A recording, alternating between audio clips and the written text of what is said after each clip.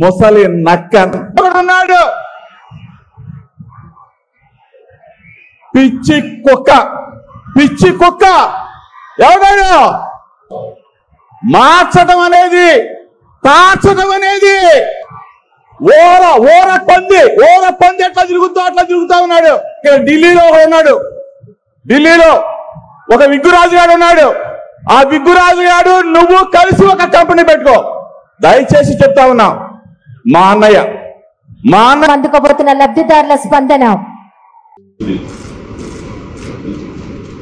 మంత్రిని కరెక్ట్ వేదిక మీద వస్తున్నాం, ఏమన్నా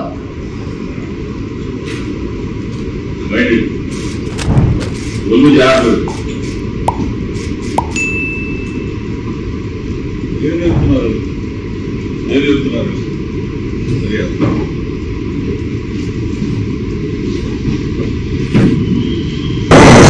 ఒక లుచ్చా వెధవ ఉపాధ్యక్షుడిగా ఉన్నది. అంటే తప్పు ఉంటే క్షమించింది అధ్యక్ష, ఎందుకంటే అసెంబ్లీ కాబట్టి తప్పదు అధ్యక్ష. అధ్యక్ష, ముందుగా జోగికి థ్యాంక్ యూ చెప్పాలి, కంగ్రాచులేట్ చేయాలి, రెండు చేయాలి.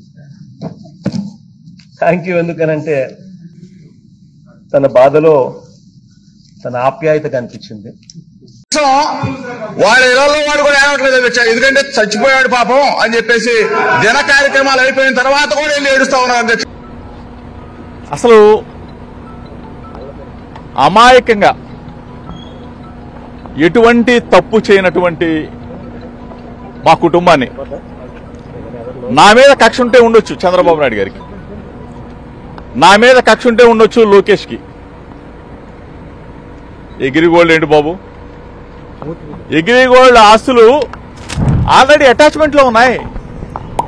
మొట్టమొదటిసారిగా నేను మీడియా ముందు మాట్లాడుతా ఉన్నా. మొట్టమొదటిసారిగా ప్రభుత్వం అధికారంలోకి వచ్చిన తర్వాత మొట్టమొదటిసారిగా మీడియా ముందుకు వచ్చారు.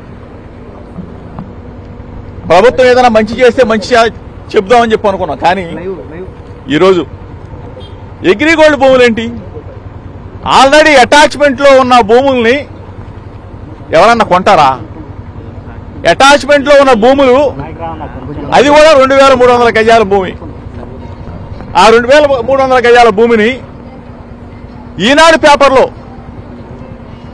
పబ్లిష్ చేసిన తర్వాత మా బాబాయ్ గారు, నా కుమారుడు ఏ విధంగా అయితే మనం కొనుగోలు చేస్తామో అట్లానే కొనుగోలు చేసి రిజిస్ట్రేషన్ చేసుకున్న తర్వాత అది మళ్ళా వేరే వాళ్ళకి అమ్మటం జరిగింది. అంటే ఏ విధంగా అయితే మనం భూమి కొని అమ్ముతామో అట్లానే అది వాళ్ళు మా దగ్గర నుంచి కొనేటప్పుడు కూడా ఈనాడు పేపర్లోనే పబ్లిష్ చేయించుకొని, సర్వే చేయించుకొని, అధికారులు ఇచ్చిన రిపోర్ట్ ఆధారంగా సబ్ రిజిస్ట్రార్ గారు రిజిస్ట్రేషన్ చేసి వాళ్ళకి అప్పచెప్తే ఎంతకన్నా దుర్మార్గం ఎక్కడన్నా ఉంటుందా చంద్రబాబు నాయుడు గారు? దయచేసి నేను మిమ్మల్ని అడుగుతా ఉన్నా, నా మీద కక్ష ఉంటే నా మీద తీర్చుకోండి. అంటే అభం శుభం తెలియని నా కుమారుడి మీద, అమెరికాలో చదివి వచ్చాడు, ఎంఏ చేశాడు, డిలాయిట్లో జాబ్ చేస్తున్న నా కుమారుడి మీద మీరు ఈ విధంగా కక్ష తీర్చుకునే కార్యక్రమం చేయటం న్యాయమేనా? మీకు ధర్మమేనా అని అడుగుతా ఉన్నా. దయచేసి ఆలోచన చేసుకోమని అడుగుతా ఉన్నా. ప్రభుత్వాలు వస్తూ ఉంటాయి, పోతా ఉంటాయి. మీరు అధికారంలో ఉన్నారు, దయచేసి ఒకసారి ఆలోచన చేసుకోండి. మేము అధికారంలో ఉన్నప్పుడు మీ మీదకి దాడికి రాలా. దయచేసి మీరు ఆ మైండ్లో గానీ ఆ ఆలోచన గానీ ఉంటే తీసేసుకోండి. ఆనాటి ముఖ్యమంత్రి జగన్మోహన్ రెడ్డి గారి మీద అయ్యన్న పాత్రుడు గారు చేసిన విమర్శల్ని, నానాబూతులు తిట్టిన తర్వాత మీ ఇంటికి వచ్చి ఒక పెద్ద మనిషికి నిరసన తెలియజేయడానికి వచ్చాను తప్ప మీకు చెప్తే ఈ వ్యవస్థని మారుస్తారేమో, 40 సంవత్సరాల చరిత్ర ఉన్న రాజకీయ అనుభవం ఉన్న చంద్రబాబు నాయుడు గారు ఒక మంచి చేస్తారేమో, ఒక మంచి ఉద్దేశంతో రాజకీయాలను తీసుకొస్తారేమో అని చెప్పేసి మేము ఆలోచన చేశాం. కానీ దయచేసి ఇటువంటి దుర్మార్గాలకి ఒడి కట్టవద్దు చంద్రబాబు నాయుడు గారు.